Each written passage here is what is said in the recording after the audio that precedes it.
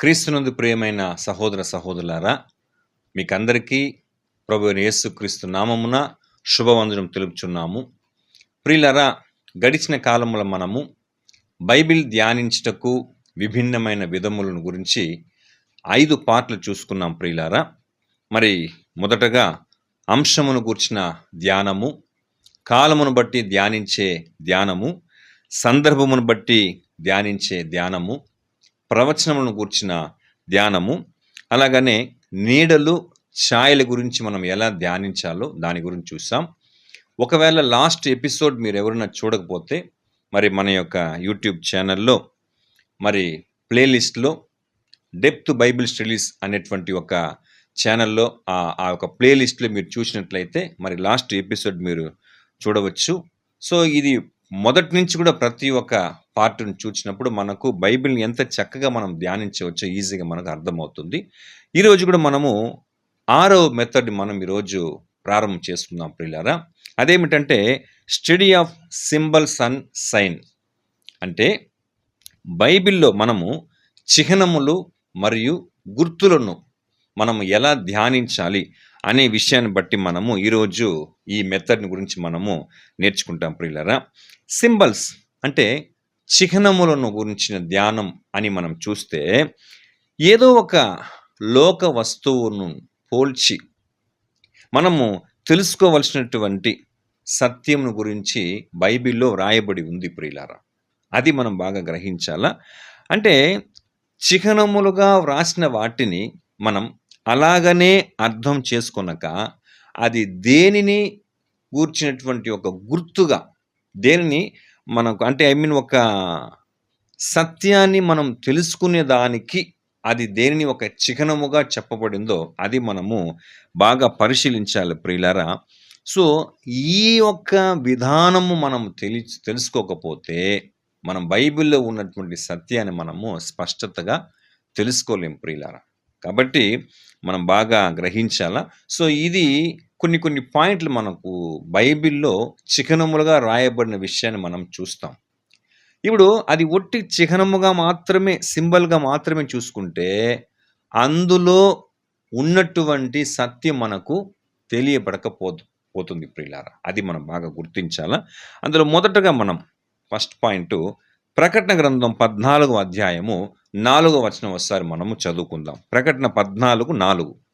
వీరు స్త్రీ సాంగత్యమున అపవిత్రులు కానివారును స్త్రీ సాంగత్యము ఎరుగని వారునయుండి గొర్రెపిల్ల ఎక్కడికి పోవునో అక్కడికెల్లా ఆయనను వెంబడింతురు. వీరు దేవుని కొరకును గొర్రెపిల్ల కొరకును ప్రథమ ఫలముగా ఉండుటకై మనుషులలో నుండి కొనబడిన వారు.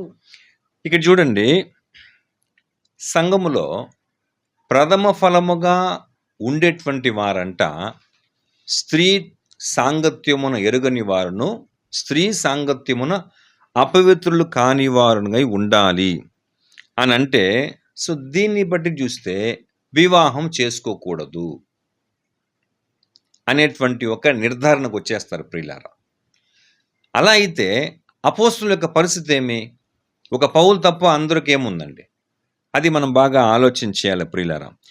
యాక్చువల్లీ ఇక్కడ స్త్రీ అన్నదాన్ని కూడా ఒక చిహ్నముగా, ఒక సింబల్గా చెప్పబడింది బైబిల్లో. ఏమంటే ప్రకటన గ్రంథంలో స్త్రీ అని చెప్పబడడాన్ని క్రైస్తవ సంఘమునకు ఒక చిహ్నముగా చెప్పబడింది.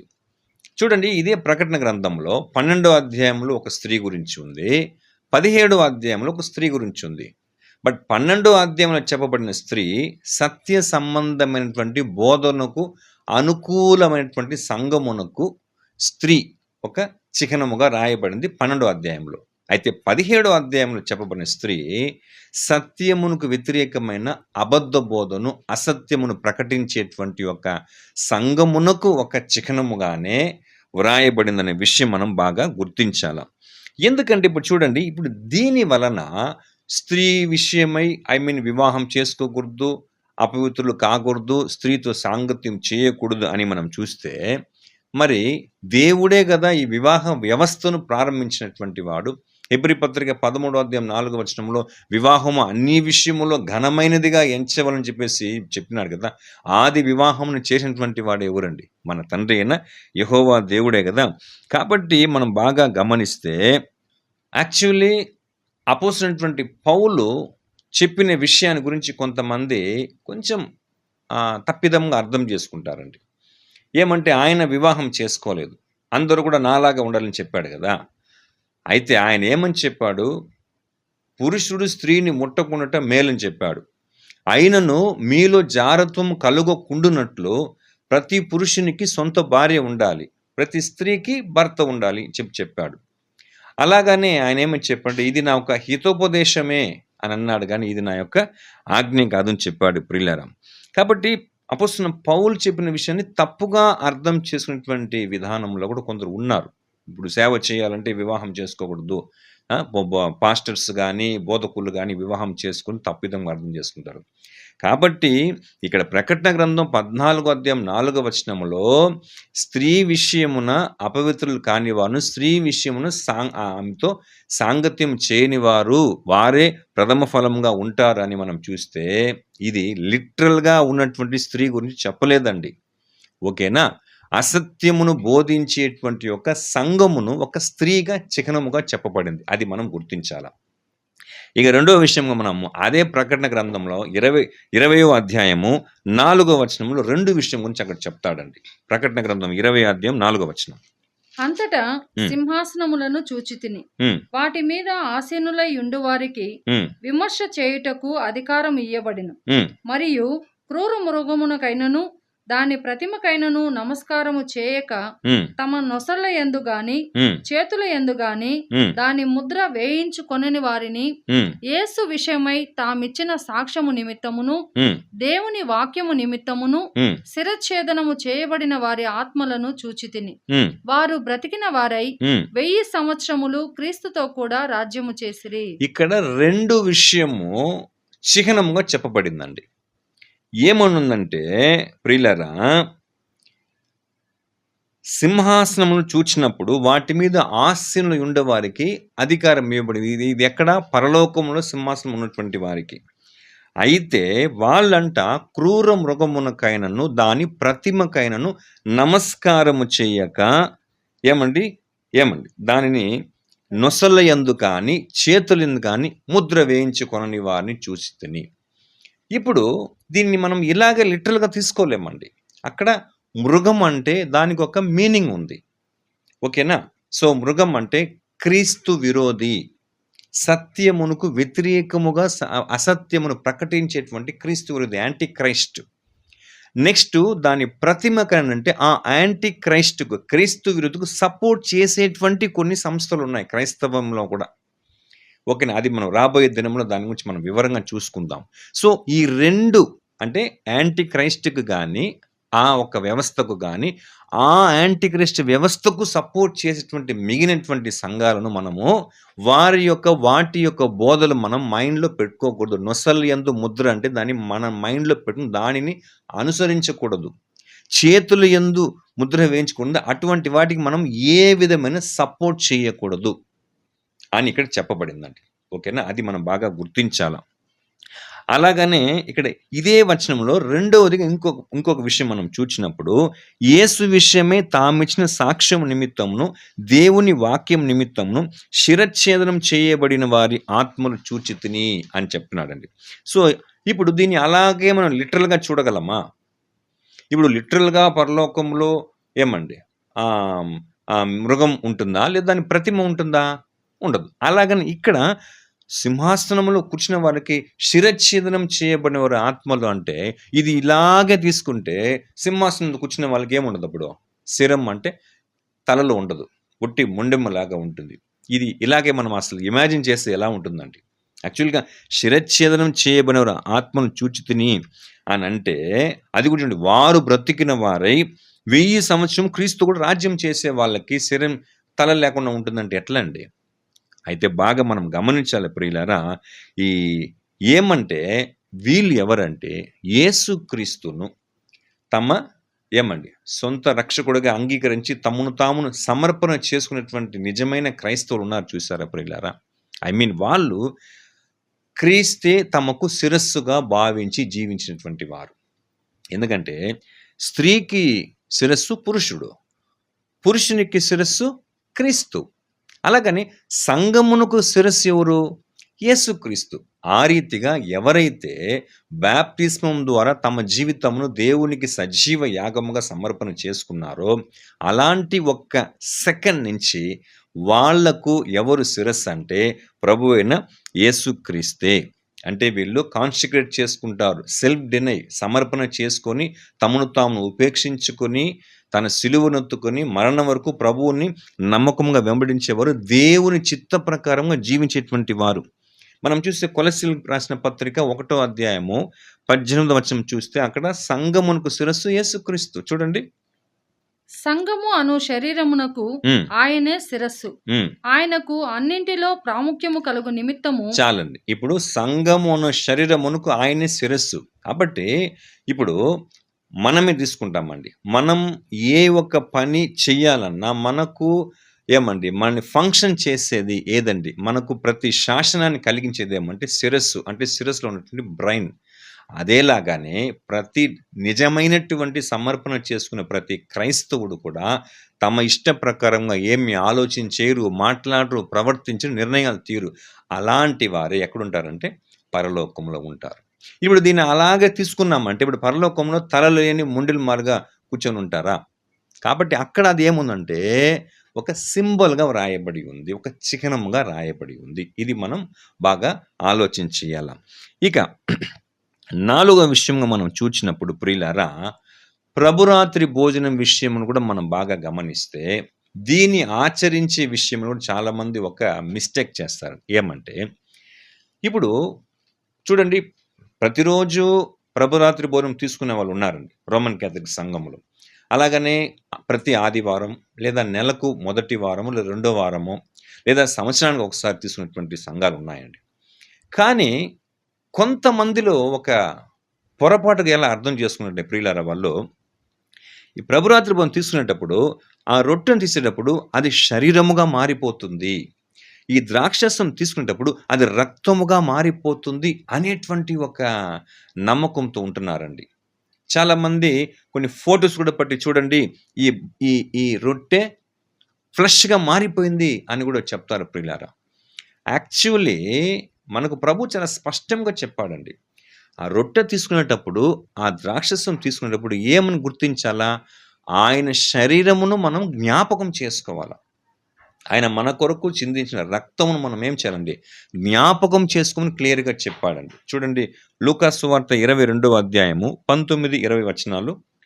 పిమ్మట ఆయన యొక్క రొట్టె పట్టుకొని కృతజ్ఞతాస్తుతులు చెల్లించి దానిని విరిచి వారికిచ్చి, ఇది మీ కొరకు ఇయ్యబడుచున్న నా శరీరము, నన్ను జ్ఞాపకము చేసుకొనుటకు దీనిని చేయుడని చెప్పాను. అంటే ఆ రొట్టె తీసుకునేటప్పుడు ఆయన శరీరాన్ని మనం ఏం చేయాలా? జ్ఞాపకం చేసుకోవాలా. తర్వాత ఆ ప్రకారమే భోజనమైన తరువాత ఆయన గిన్నెయు పట్టుకొని, ఈ గిన్నె మీ కొరకు చిందింపబడుచున్న నా రక్తము వలనైన క్రొత్త నిబంధన, ఇదిగో నన్ను అప్పగించు వాని చెయ్యి. చాలండి. సో ఆ ద్రాక్షరసం తీసుకున్నప్పుడు మనం ఏం జ్ఞాపకం చేసుకోవాలా? అనేకుల కొరకు చిందించబడుచున్నటువంటి క్రొత్త నిబంధనకు సూచినటువంటి ఒక రక్తముగా మనం ఏం చేయాలండి? జ్ఞాపకం చేసుకోవాలా.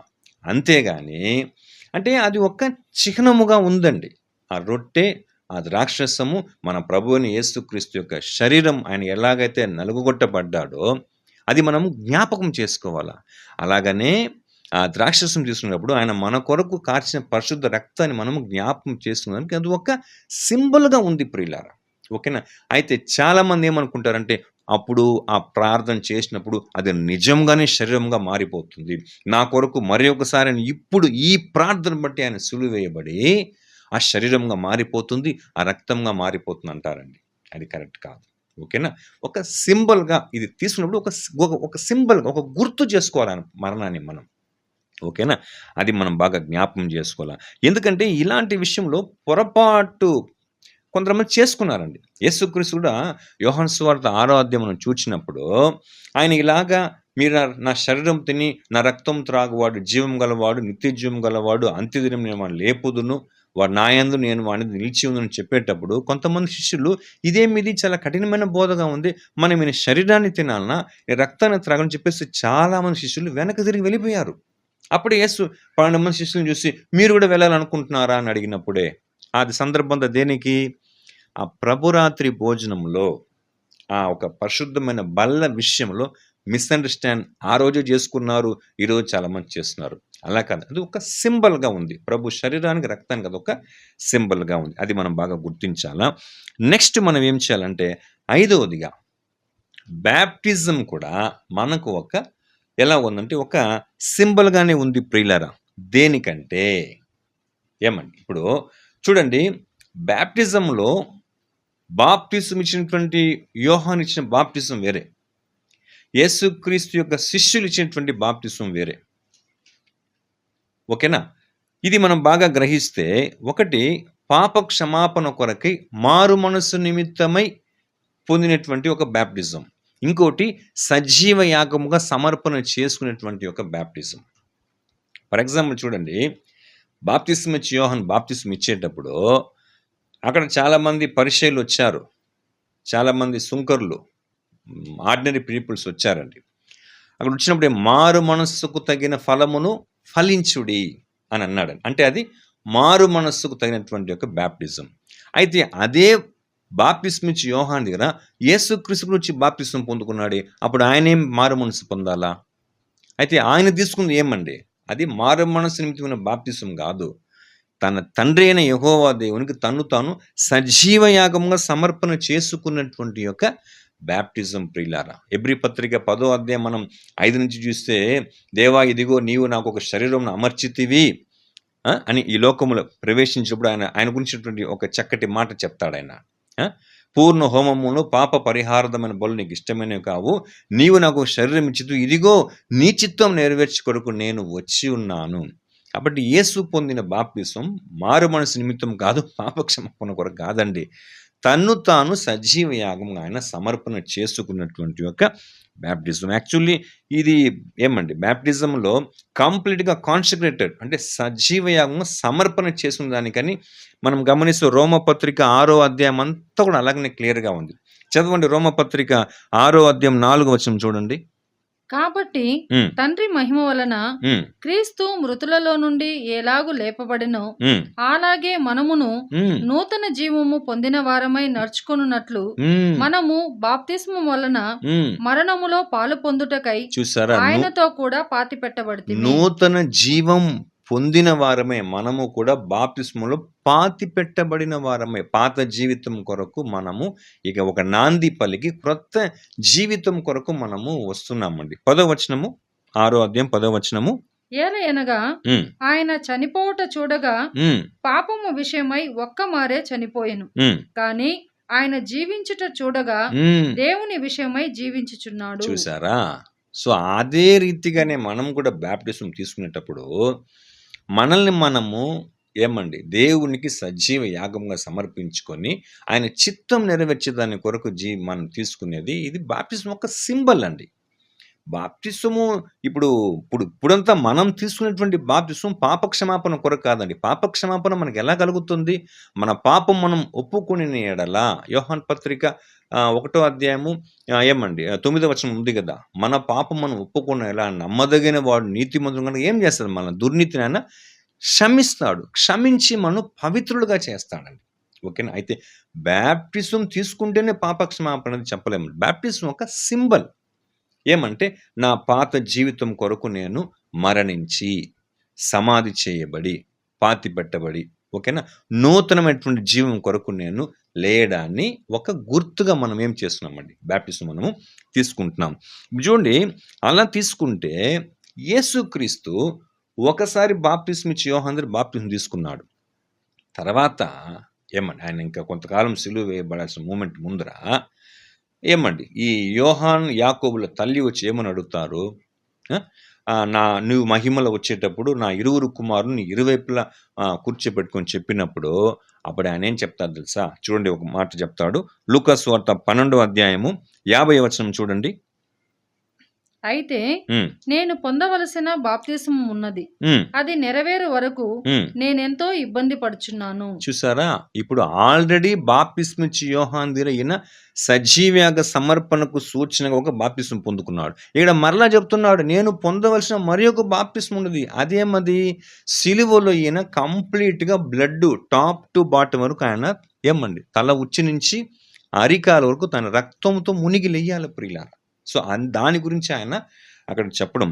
కాబట్టి ఒకటి మనం గుర్తించాలండి, ఇది బాప్తిస్మం అన్నది ఒక గుర్తు, ఒక చిహ్నముగా, ఓకేనా, ఒక గుర్తుగా చెప్ప. ఎందుకంటే ఒక న్యూ క్రియేషన్కి, ఒక నూతన సృష్టి అయ్యేదాని కొరకు నన్ను నేను నీకు సమర్పణ చేసుకున్నాను అని ఒక గుర్తుగా చెప్పబడింది. సో ఈ విషయం అనేకులకు తెలియకుండా బాప్తిసం పొందుకుంటేనే పాపక్షమాపణ అని అంటారు, కానీ అది ఒక స్పష్టత అయితే కానీ కాదు ప్రియులారా.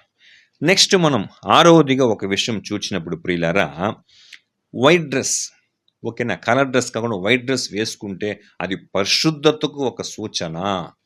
సో దీనివల్ల కొన్ని డినామినేషన్స్ వాళ్ళు ఏం చేస్తారంటే చర్చికి వెళ్ళడము లేదా నిత్యము ఎప్పుడు వైట్ అండ్ వైట్ వేయడం అన్నది కరెక్టు, అలాంటి వారి పరిశుద్ధులు. సో అలా కాకుండా కలర్ డ్రెస్లో వెళ్ళేటువంటి వారు చూసి ఒక చిన్న చూపుగా అదొక రకంగా ట్రీట్ చేసేది, మాట్లాడేది, ఊహించేది అనేది ఉంది ప్రియులారా. యాక్చువల్లీ ఏమంటే ఇది కూడా ఒక చిహ్నముగా ఉంది అంతే, ఓకేనా. అది ఫస్ట్ బాగా గుర్తించాలా, ఓకేనా. దీన్ని బట్టి కూడా కొంతమంది అతిశిస్తారు ప్రియులారా, అది కరెక్ట్ కాదు. చూడండి, ఇది కూడా చూద్దాం మనం. ప్రకటన గ్రంథం 7వ అధ్యాయము 14-15 వచనం చదవండి.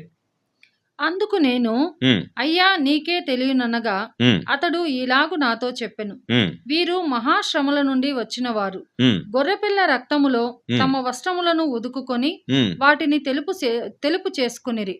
అందువలన వారు దేవుని సింహాసనము ఎదుట ఉండి రాత్రింబగళ్ళు ఆయన ఆలయములో ఆయనను సేవించుచున్నారు. ఇప్పుడు ఇది ఒక సింబల్ గా ఉంది. ఏమది?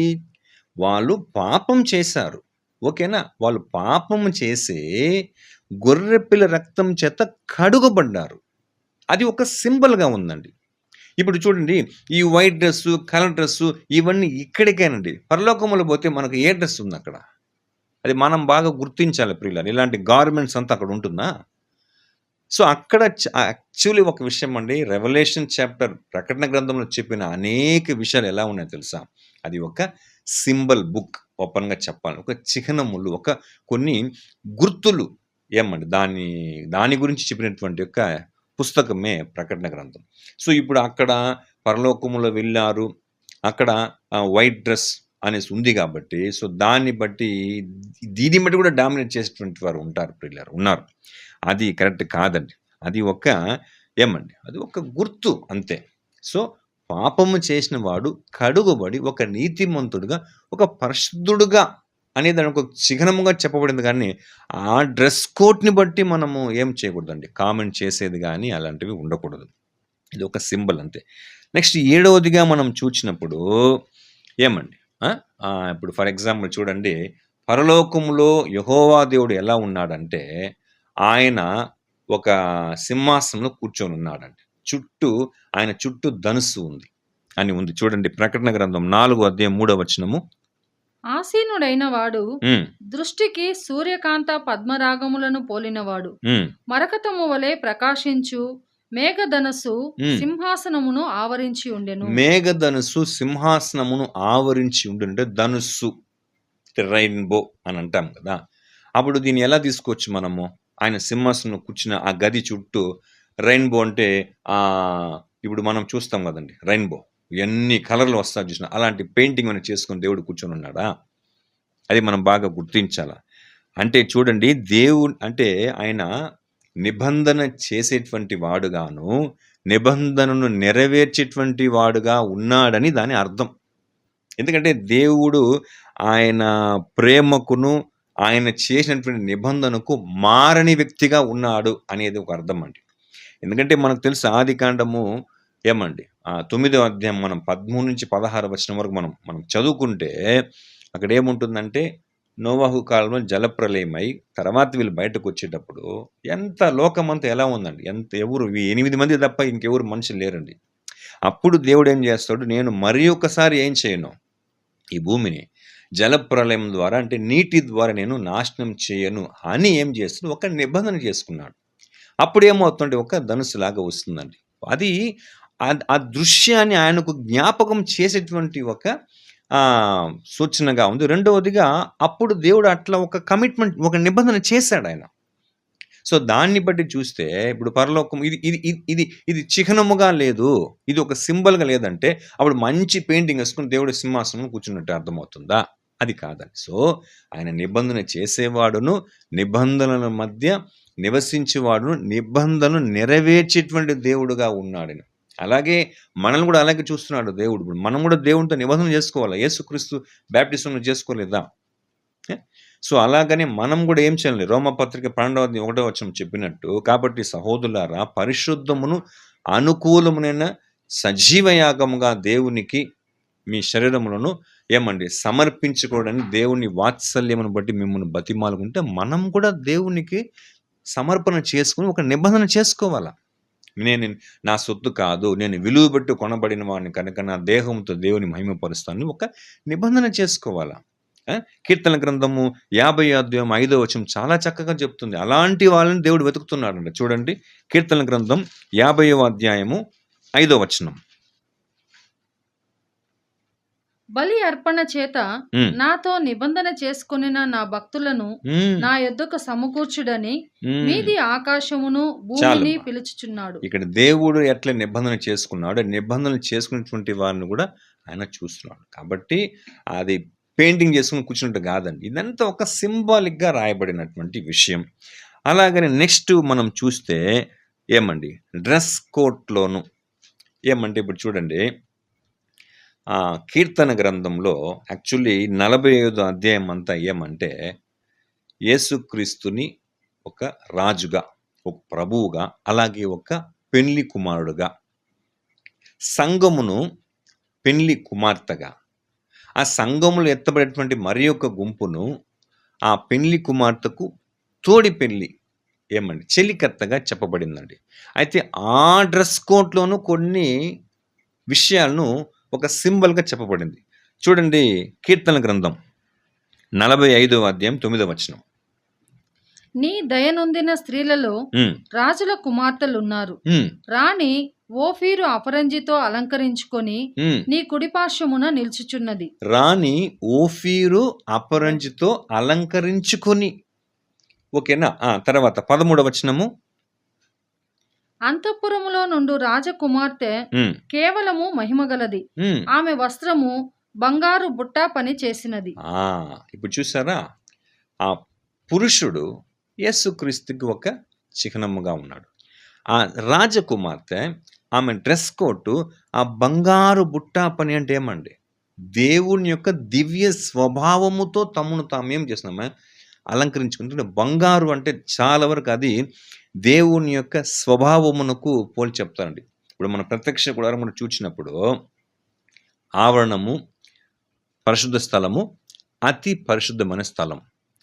ఆవరణం ఉన్నటువంటివి ఇత్తడిలో ఉంటుందండి.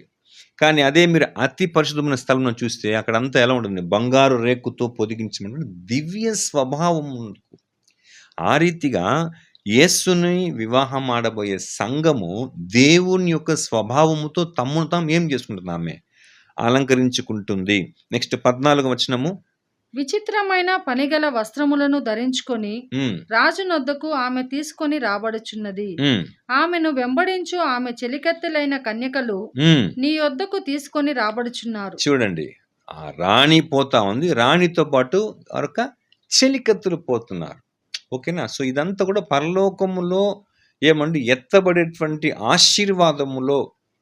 అక్కడ పరలోకములు చూస్తే ఇప్పుడు మనం చదివినట్టు ఏమండి 7వ అధ్యాయం చదివినాం కదా మనం, తెల్లని వస్త్రం ధరించుకున్నవారు ఎవరని. అక్కడ మీరు చూస్తే సింహాసనంలో కూర్చున్న వారిని మనం కొంతమంది చూడొచ్చు. అది ప్రకటన గ్రంథం 20:4 చూసాం.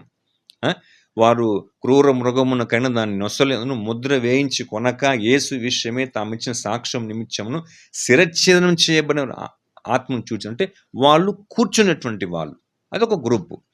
అయితే మరి అదే మనము ఇక్కడ మనం ప్రకటన గ్రంథం 7:14 చూస్తే వాళ్ళు ఆ గొర్రెపిల్లతో నిలువబడుకొని చేతిలో ఖర్జూరపు మట్టలు చేత పట్టుకొని సేవ చేసినటువంటి మరి ఒక గ్రూప్ అండి. సో వాళ్ళ గురించి ఒక సింబల్‌గా ఇక్కడ ఏముందంటే ఈ ప్రకటన గ్రంథంలో రాయబడింది. ఇలాగా మనము చాలా విషయాలు బైబిల్‌లో చిహ్నములుగాను, గుర్తులుగాను చెప్పబడింది ప్రియులారా. అది కూడా మనం తెలుసుకుంటే చాలా సత్యం మనకు ఈజీగా అర్థమవుతుంది. యేసుక్రీస్తు పులిసిన పిండి గురించి చెప్తాడు. అప్పుడు శిష్యులు ఏమనుకుంటారు, మనం రొట్టెలు తేనందు వల్లనే కదా అంటారు. కానీ ఆ తర్వాత మరలా ప్రభు ఏం చెప్తాడు, పరిసయ్యులు సద్దూకయ్యులు అనువారి పులిసిన పిండిని గురించి అంటే వారి యొక్క దుర్బోధన గురించి మీరేం చేయండి, జాగ్రత్త పడుడి. ఈ రీతిగా ప్రియులారా ఎన్నో విషయాలు బైబిల్లో ఏముందంటే సింబల్గా వ్రాయబడింది. అది మనం తెలుసుకున్నాం అనుకోండి, ఎన్నో సత్యం మనకు ఈజీగా అర్థమవుతుంది. చాలా విషయాలు ఉన్నాయి ప్రియుల, ఒక లిస్టే ఉంది ప్రియులారా. ఒక స్త్రీకి 10 వెండి నాణెములు ఇచ్చినప్పుడు ఆమె ఒకటి పోగొట్టుకున్నది. తర్వాత ఇల్లంతా దాన్ని దీపం పెట్టి వెతికినప్పుడు అది దొరికింది. ఇది అప్పుడు ఇరుగు పొరుగులను పిలిచి, నేను ఒకటి పోగొట్టుకున్నాను, ఒక వెండి నాణెము, అది నాకు దొరికింది. ఇది ఒక పెద్ద విషయానికి ఒక సింబల్గా రాయబడిందండి. అది ఒక సింపుల్ విషయం కాదు అది. అలాగే చూస్తే మనం ఇప్పుడు అగ్ని అని బైబిల్లో ఉంది. అది ఒక సింబల్ దేనికంటే న్యాయ తీర్పు, జడ్జిమెంట్కి.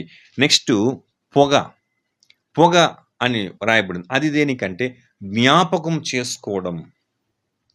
నెక్స్ట్ చెరసాల, చెర అంటే ఏమండి, అది మరణము. రెండవది కొమ్ము.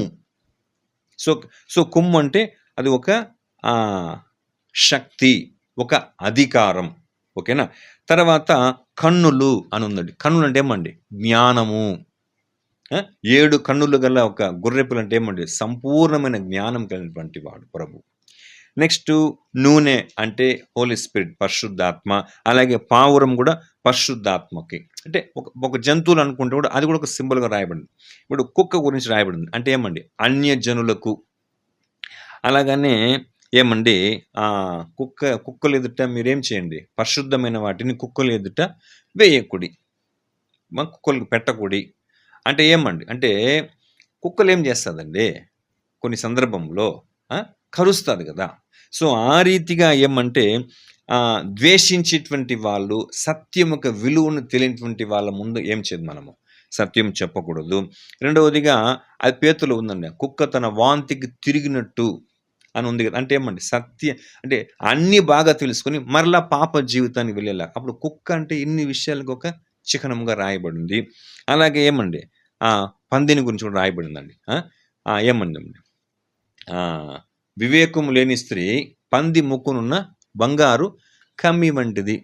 అలాగే పేతురు కూడా చెప్తాడు కదా, ఏమండి, కడుగుబడిన పంది మరలా బురదలో వెళ్ళి దూరినట్టు అనే సామెత. అంటే బాగా ప్రభువుని తెలుసుకొని, పరిశుద్ధత నీతి గురించి తెలుసుకొని మరలా పాపములో వెళ్ళి పడిపోతే. సో ఇలాగా కొన్ని జంతువులు, కొన్ని వస్తువులు, వీటన్నిటిని కూడా బైబిల్ ఎలా రాయబడిందంటే ప్రియులారా, చిహ్నముగా రాయబడింది. చేపలు అంటే అది ప్రజలకు, ఏమండి, మనుషులకు ఒక చిహ్నముగా రాయబడింది. నెక్స్ట్ చేపలు పట్టే వాళ్ళంటే సువార్థికులు. ఓకేనా. అలాగనే తోడేళ్ళు అంటే సత్యమునకు విరోధముగా ఎదురాడేవాళ్ళు, అసత్యాన్ని బోధించేవాళ్ళు. అలాగనే గొర్రెలు అంటే విశ్వాసులు. అయితే గొర్రె అంటే ఏమండి, లోకపాపను మోసుకొని పోవు దేవుని గొర్రెపిల్ల మన ప్రభు అయిన యేసుక్రీస్తు. అలాగనే పెండ్లి కుమారుడు అంటే ఏమండి, మన ప్రభు అయిన యేసు. పెండ్లి కుమార్తె అంటే సంఘమునకు ఒక చిహ్నముగా ఉంది. సింహము అంటే ఏమండి, గర్జించు సింహం వల్లే సైతానికి ఒక ఎగ్జాంపుల్, ఒక చిహ్నముగా ఉంది. అయితే యూదాగోత్రపు సింహంగా మన ప్రభు అయిన యేసుక్రీస్తు సింహం ఎలా ఉందండి, ఒక చిహ్నముగా ఉంది.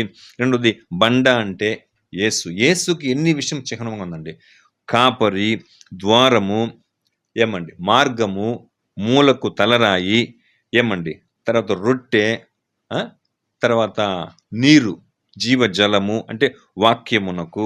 అలాగని ఇప్పుడు మనం చూసినట్టు ఈ ఏమంటే ద్రాక్షరసం అంటే అది సంతోషానికి వాళ్ళు విందు చేసుకున్నప్పుడు సంతోషానికి ఒక గుర్తుగా ఉంది. నెక్స్ట్ మన ప్రభుని యేసు రక్తమునకు అదొక చిహ్నముగా ఉంది. తర్వాత ముత్యములు అంటే విలువైనటువంటి యొక్క సత్యముగా ఉంది. తర్వాత ఇంకా మనం చూస్తే పర్వతము అంటే రాజ్యమునకు. ఓకేనా? అలాగనే సముద్రము అని చూస్తే లోకము. సముద్రములో ఉన్నటువంటి జనులు అంటే అవిధేయులైనటువంటి లోకస్తులు. ఏమండి? ఆ తర్వాత ముద్ర అంటే ఏమండి? అదొక మర్మము. తర్వాత బూర అంటే సువార్త. చెట్లు అంటేను ప్రజలు. తర్వాత పక్షిరాజు అంటే దేవుడు ఏమండి? తమ బిడ్డలను ఏ రీతిగా ఆయన ఎత్తుకొని మోసుకొని వెళ్తున్నాడు దానిని.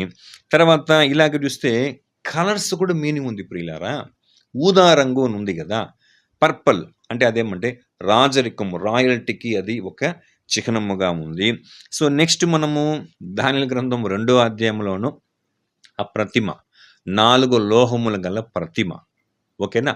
సో, అది కూడా ఒక చిహ్నముగా ఉంది. ఏమండి?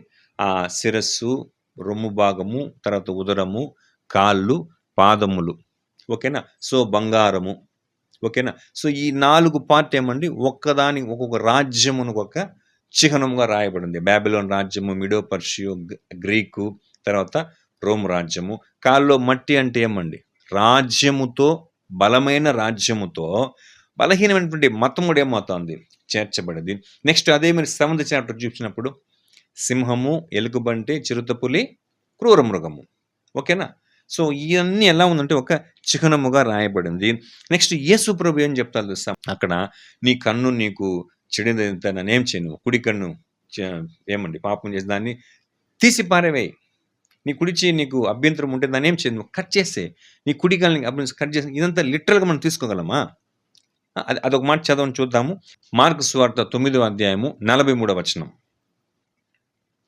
నీ చెయ్యి నిన్ను అభ్యంతరపరచిన ఎడల దానిని నరికివేయుము. నీవు 2 చేతులు కలిగి నరకములోని ఆరని అగ్నిలోనికి పోవుట కంటే అంగహీనుడవై జీవములో ప్రవేశించుట మేలు. నీ పాదము నిన్ను అభ్యంతరపరచిన ఎడల దానిని నరికివేయుము.